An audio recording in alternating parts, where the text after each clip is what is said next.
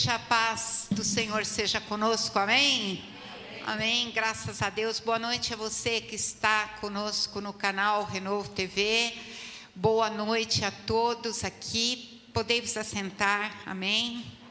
Graças a Deus por mais este momento que estamos reunidos para falar deste grande amor de Deus, deste grande amor de nosso Senhor e Salvador Jesus Cristo, que nos faz estar reunidos mais uma vez, amém? Graças a Deus. Eu preparei uma palavra, o Senhor trouxe ao meu coração uma palavra para trazer nesta noite. E enquanto eu estava preparando esta palavra, chamada a porta estreita, eu me lembrei, me veio à mente exatamente 20 anos atrás, quando eu visitava em Roma a cúpula do Vaticano. E 20 anos mais jovens, eu tinha bem mais fôlego, eu tinha bem mais garra do que hoje, porque se esse desafio tivesse sido feito hoje, eu certamente não o faria, como voltei para lá algumas outras vezes e passei para os mais jovens terem o privilégio de subir aqueles 900 e poucos degraus. Uma parte é feita de elevador, mas os outros são feitos a pé. E é tudo muito, é uma aventura muito doida, né? De ver tudo lá de cima, ver toda a cidade. Mas para isso você tem que enfrentar, além dos degraus, uma parte bem estreita. E quando eu digo bem estreita, ela começa a ficar estreita de 3, depois de 2 e depois de 1. E ela fica encurvada como um caracol, e você vai funilando, funilando, funilando, até que um momento você não consegue passar mais que uma pessoa. E ali você também não pode voltar atrás, não há como voltar atrás. Mesmo que as pernas fiquem cansadas, mesmo que você já não esteja mais com fôlego, mesmo que você esteja cansado, mesmo que algumas pessoas vomitem no meio do caminho, porque dá tontura, dá tremedeira na perna, porque dá labirintite, porque aquele negócio é um caracol, vai afinando, afinando, afinando. Você tem alguns refúgios de janela fechada, mas você pode se encostar por alguns segundos, porque outras pessoas querem caminhar e você não pode ser um impedimento no meio do caminho. Mas chega uma hora em que você tem que encontrar aquela passagem estreita, solitária, onde só você pode passar e só você tem que passar ali. Irmãos, é uma grande agonia. Eu posso dizer para vocês que hoje eu não faria por condições físicas, porque eu já passei por lá, e eu só passaria a porta estreita por algo que nós vamos conversar daqui a pouco. Somente uma outra porta estreita eu me atreveria a passar, porque esta eu não passaria novamente. Pelo desespero, pela falta de ar, pela sensação absurda que nós temos a passar uma porta estreita. Mas a porta estreita que nós vamos falar nesta noite, eu e você temos a obrigação de atravessá-la. Então eu quero que você acompanhe comigo uma palavra para que a gente possa entender, que está no livro de Lucas, capítulo 13, do versículo 23 e 24, que diz assim, não sei se está sendo projetado, diz assim: depois, Jesus foi pelas cidades e povoados e ensinava, prosseguindo em direção a Jerusalém. Alguém, por acaso, alguém da vida, lhe perguntou: Senhor, serão poucos os salvos? E ele lhes disse: esforcem-se para entrar pela porta estreita, porque eu digo a vocês que muitos tentarão entrar e não conseguirão. Jesus nos fala de uma porta estreita, que alguns vão tentar entrar e não conseguirão. De que porta será essa que Jesus está falando? Essa noite, nós falaremos primeiro de uma curiosa pergunta que foi feita ao Senhor. Senhor, serão poucos os salvos? Você já se fez essa pergunta? Quantos se salvarão? Será que todos na igreja serão salvos? Será que todos aqueles que estão ouvindo de casa serão salvos? Quantos nós estamos alcançando através das redes sociais? Quantos que estão ouvindo estão entendendo realmente a palavra de Deus? A resposta vem imediata. Muitos tentarão entrar por esta porta, mas não conseguirão. E a primeira coisa que nós percebemos no texto que nós lemos é de como Cristo nos ama. É impressionante o amor de Cristo por nós. Percebe-se pela palavra que acabamos de ler que Jesus andava de cidade em cidade, de povoado em povoado, e ele ensinava. O que Jesus ele ensinava?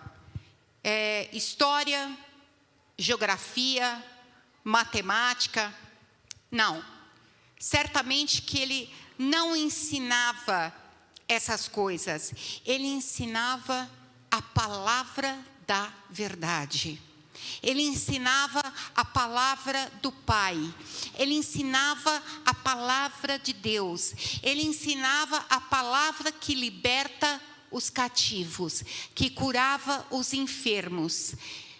Mas, acima de tudo, ele ensinava a palavra que iria levar aquele povo para morar na eternidade.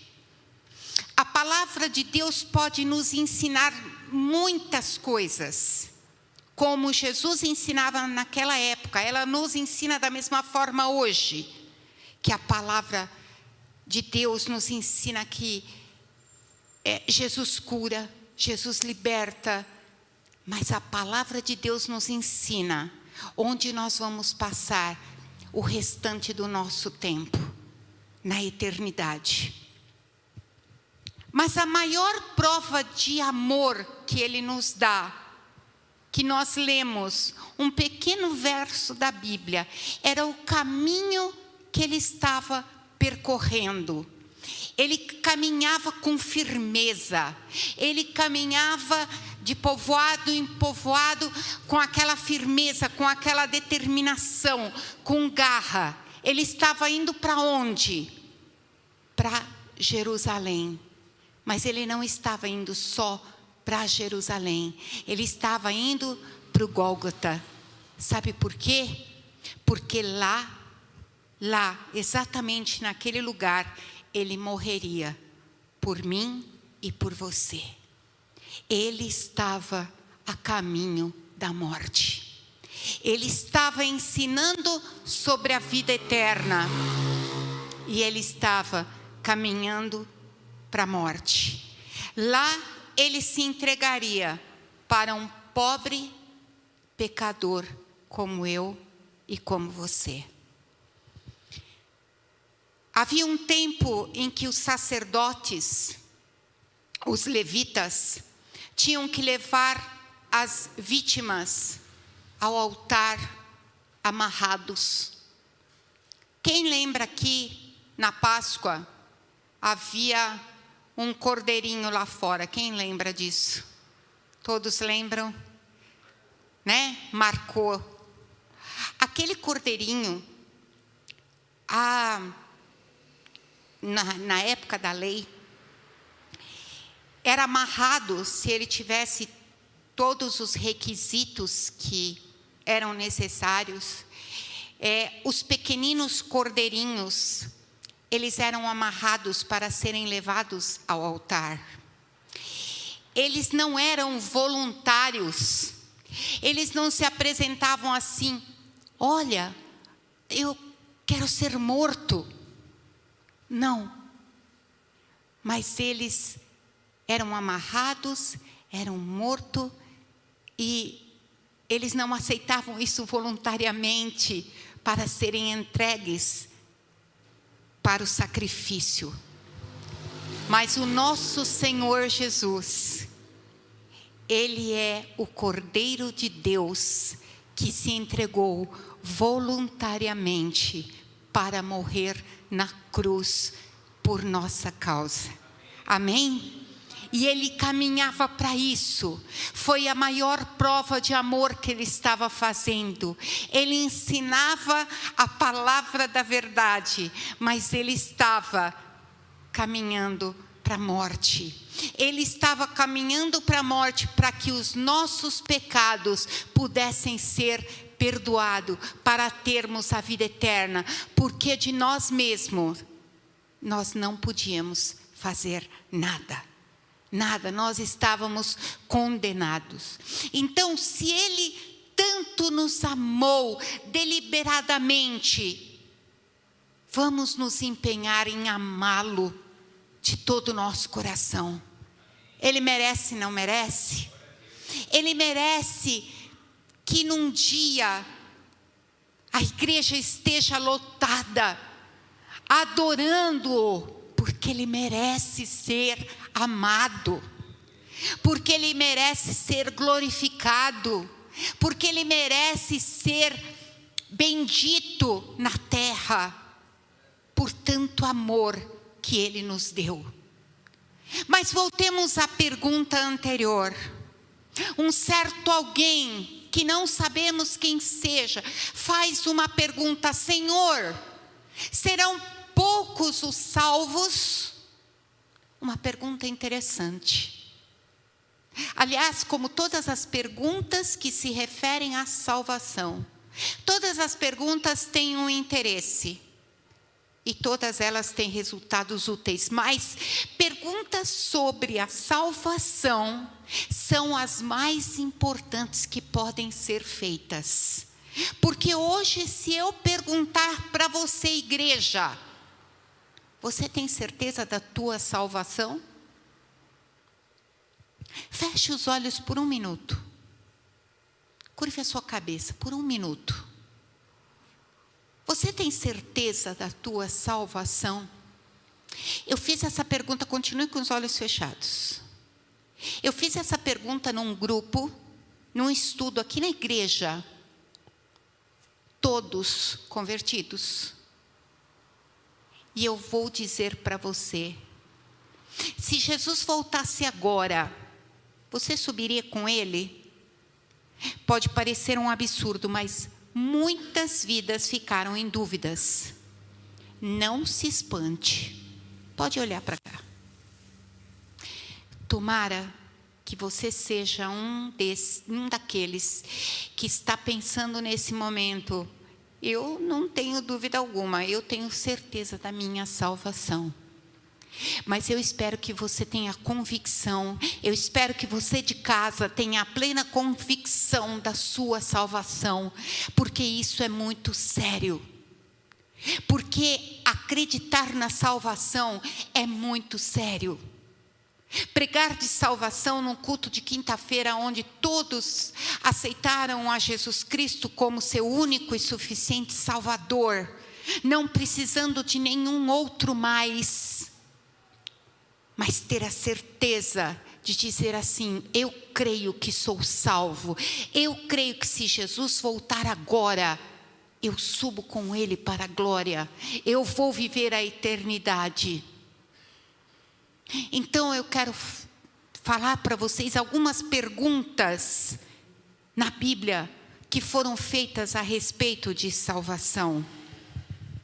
Uma delas está no livro de Atos, capítulo 16, versículo 30, que está escrito assim: e, tirando-os para fora, disse: Senhores, que é necessário que eu faça para me salvar?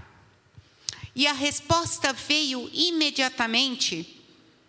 No versículo seguinte, em Atos 16, versículo 31, e eles disseram: crê no Senhor Jesus Cristo e serás salvo, tu e a tua casa. O que precisamos fazer para ser salvo? Crê no Senhor Jesus Cristo. Amém? Existe algum outro intermediário aqui? Não. Crê no Senhor Jesus Cristo. Será salvo e tu e tua casa. Pastora, minha casa ainda não está salva. Crê no Senhor Jesus Cristo e será salvo tu e a tua casa. É promessa. Deixa Deus agir. Deixa Deus resolver. O problema é de Deus. Ele prometeu, Ele cumpre. Outro homem, querendo saber a respeito da salvação.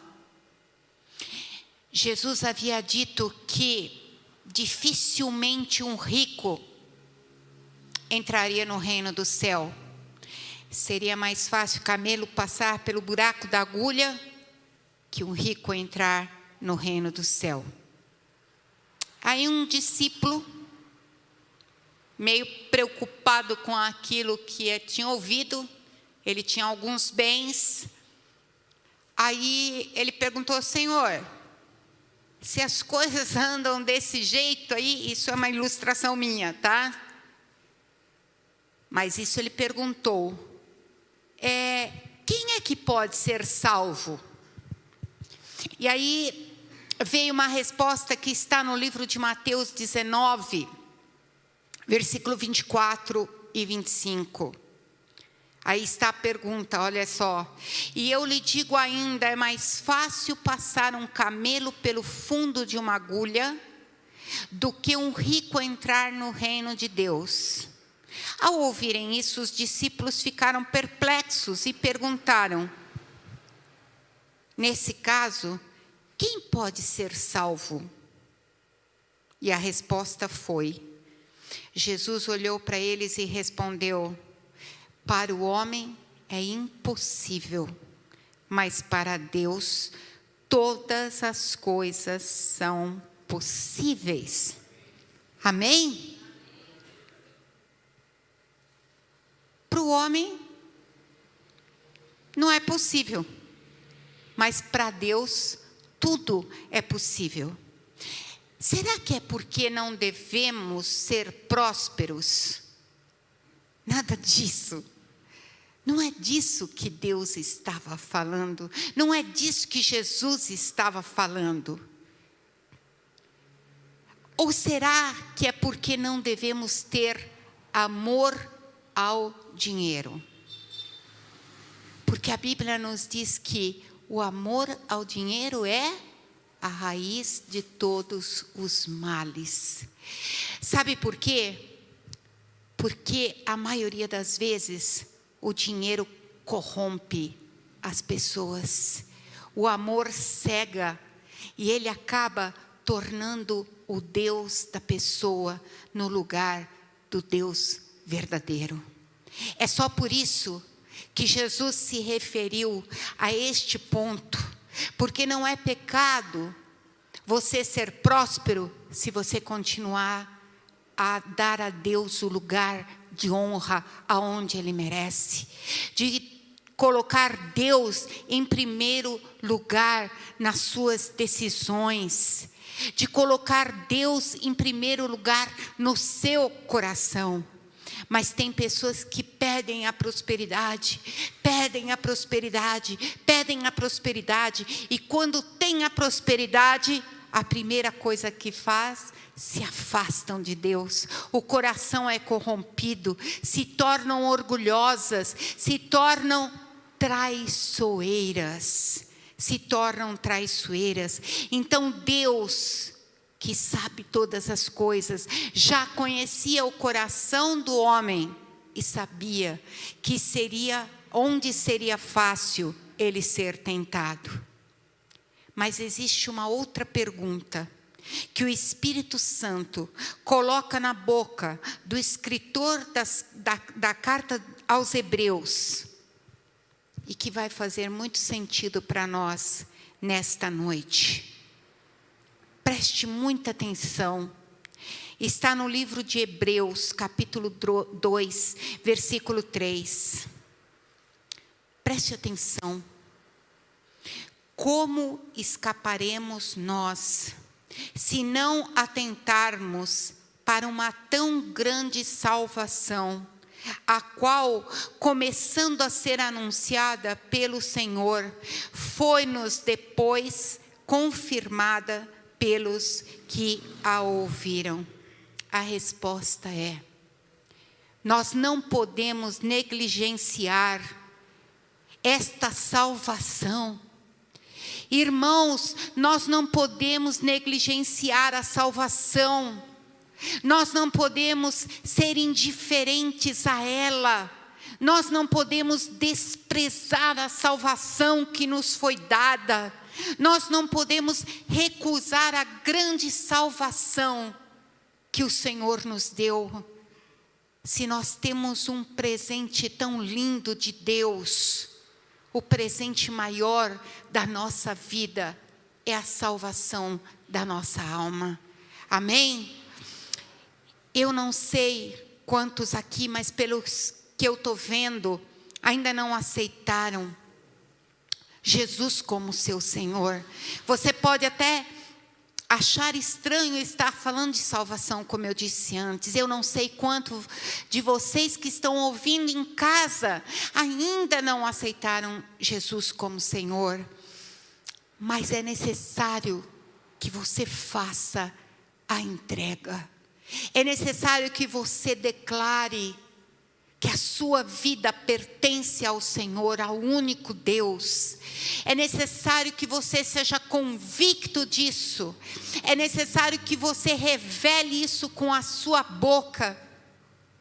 É necessário que você faça essa confissão deste grande milagre, desse grande amor, deste único que ninguém jamais, além do grande Cordeiro de Deus, o Filho de Deus Jesus, fez por você, entregando-se na cruz do Calvário.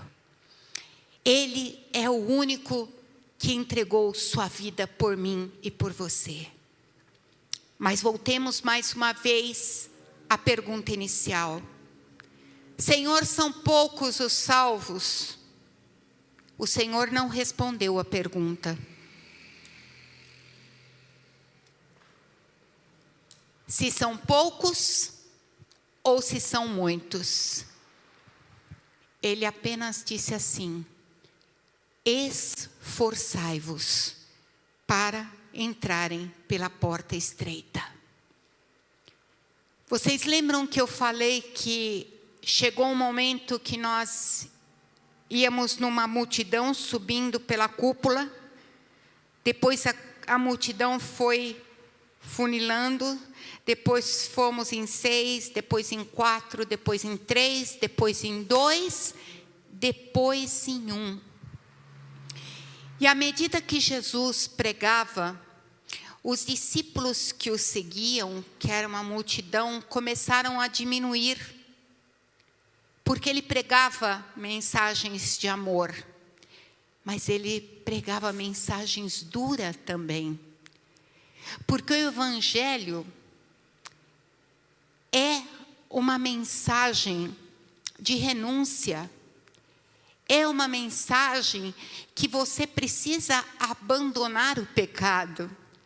É uma mensagem que você precisa colocar a sua vida em ordem. E Jesus pregava esta palavra. E houve um momento que ele chegou e perguntou para os 12 discípulos que estavam com ele, e disse assim: vocês também querem ir embora? Vocês também querem ir?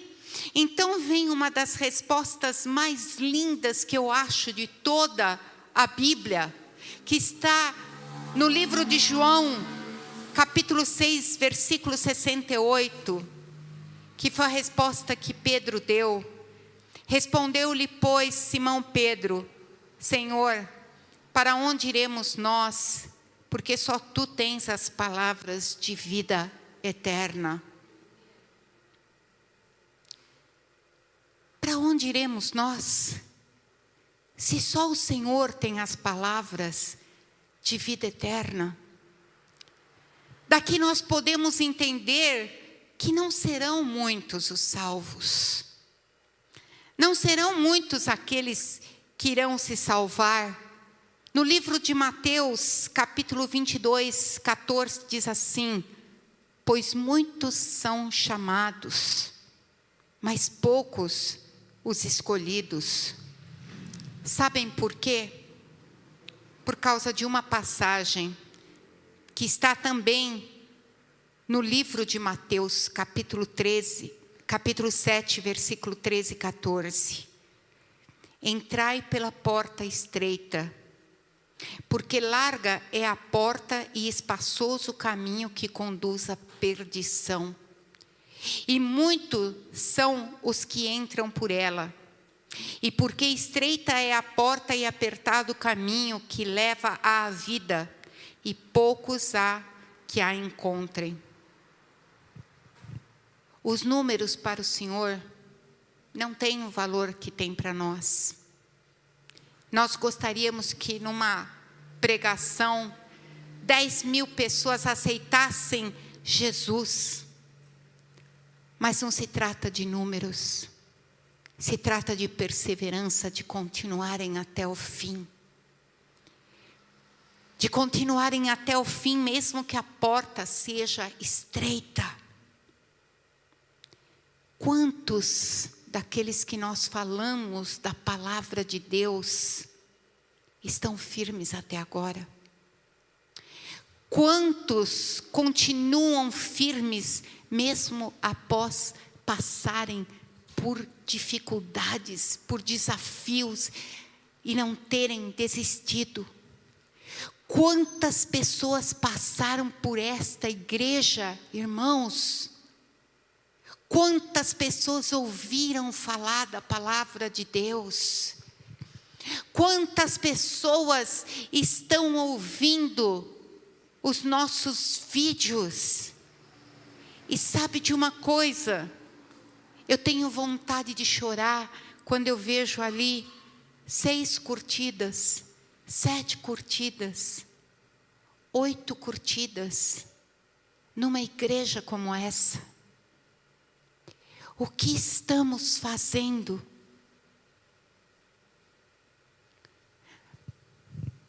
Mas para Deus importa números. Vou fazer uma pergunta para a igreja. Para Deus a festa no céu, quando somente um homem se arrepende dos seus pecados? Amém? Glória a Deus. É pouco ou muito quando um só homem se arrepende.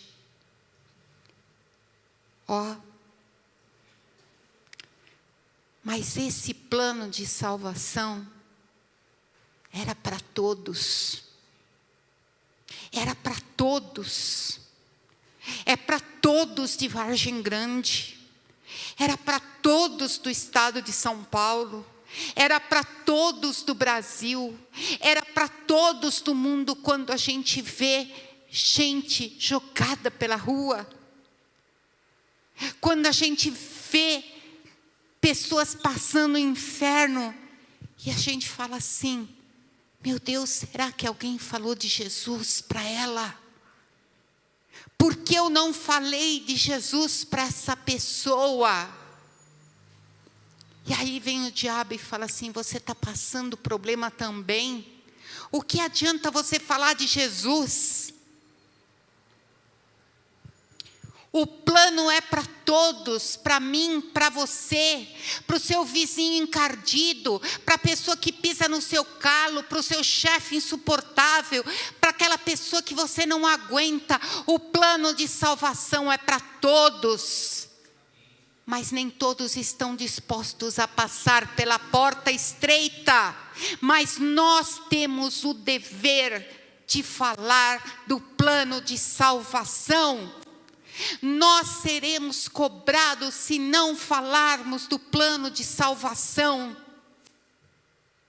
Vocês estão entendendo, igreja? Vocês estão entendendo quem está em casa?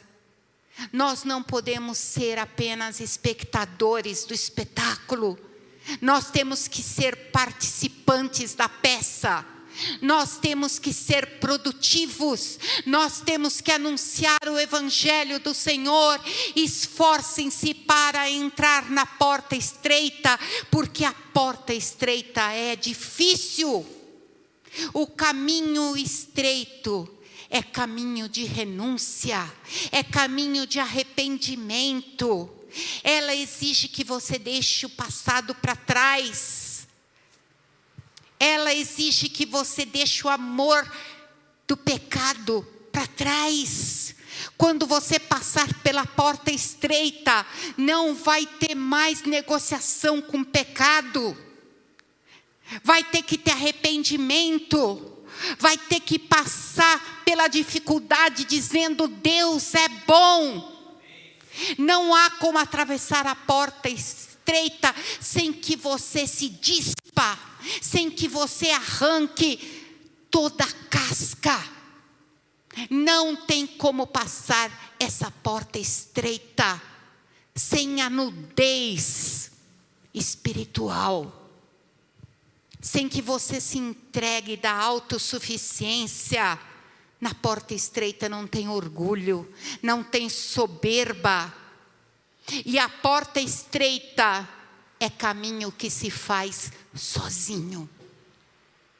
A porta estreita é a decisão solitária. Eu não decido atravessar a porta de aceitar Jesus pelo Daniel. Sabe, há 30 anos atrás, porque queriam me entuchar o evangelho goela abaixo. Você tem que aceitar Jesus. Você tem que aceitar Jesus. Fale de Jesus com amor. Haja como se fosse Jesus. Dê testemunho de Jesus. Traga a pessoa para a igreja porque você adora vir para a igreja. Porque a igreja é um lugar que te faz bem. Amém? A igreja está entendendo? A porta estreita não é um lugar que você vai de bando. Não é lugar de acampamento. Porque essa porta só entra uma pessoa de cada vez. É você e Deus. Ela é única. É Jesus. Não existem outros deuses. Existem outras portas, muitas. Mas Jesus é o único que leva ao Pai. João 14:6.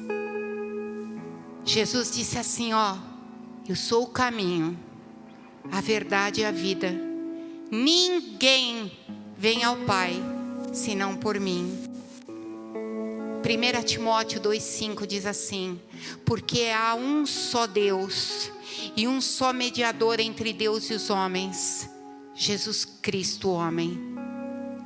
Tá claro para você? Tá claro? Tem alguma dúvida que só Jesus leva para Deus? Então, veja só quem passa pela larga porta com aparentes confortos. A porta larga leva para a morte. Às vezes a gente tem até um fundinho de inveja de quem passa pela porta larga. E eu estou falando isso de mim mesma. Às vezes você olha e fala assim: caramba, a pessoa não tem Deus e parece que tudo dá certo para ela. Parece que ela não passa dificuldade nenhuma para ter o que ela quer. Parece que ela tem tudo que eu não tenho. Parece que ela não tem dificuldade nenhuma. Mas a porta larga leva para a morte.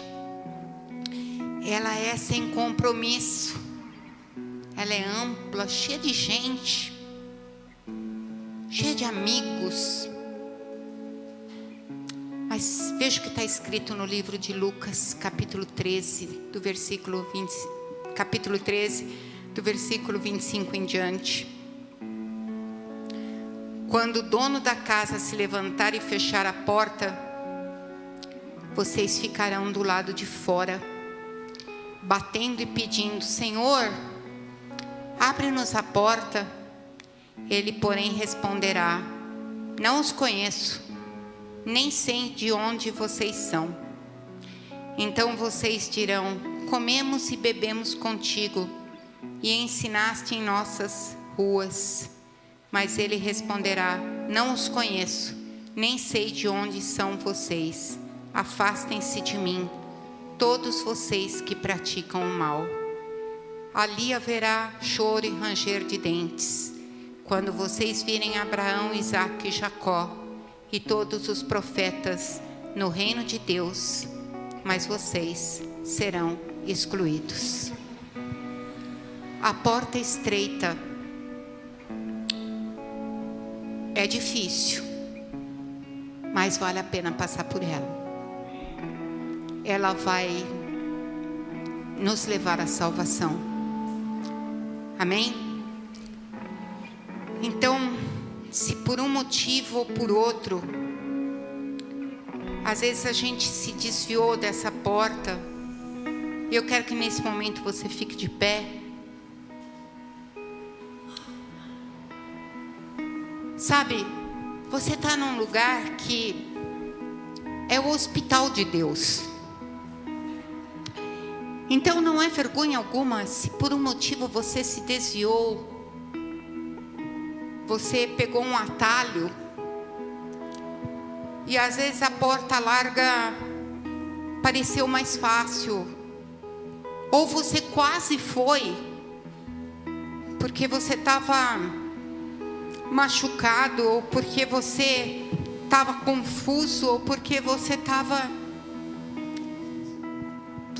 ferido. Mas hoje você tem a noção verdadeira e sincera que a porta estreita é a porta que você tem que entrar, porque ela é a única porta que te leva para a vida eterna. E eu quero que você não fique receoso, porque mesmo que a porta estreita seja mais difícil, Jesus vai sempre estar ao seu lado. Jesus vai ser sempre aquele que vai segurar a tua mão, cuidar da tua vida. Vai ser sempre aquele que vai estar consolando você, te dando vitória. Vai ser sempre aquele que vai conduzir os teus passos. Se você também ainda é aquele que não fez a confissão de aceitar Jesus como teu único e suficiente Salvador da tua vida, você Você sabia que isso era a vontade do teu coração, mas você ainda não o fez de verdade, de coração. Eu queria que você viesse à frente em nome de Jesus, para que a gente possa orar por você. Se você que está assistindo da sua casa, você gostaria de fazer isso, eu queria que você escrevesse seu nome, para que a gente pudesse orar por você também. E nós vamos ouvir um louvor. Enquanto isso, se você sentir que esta palavra falou ao seu coração, que você possa vir à frente em nome de Jesus.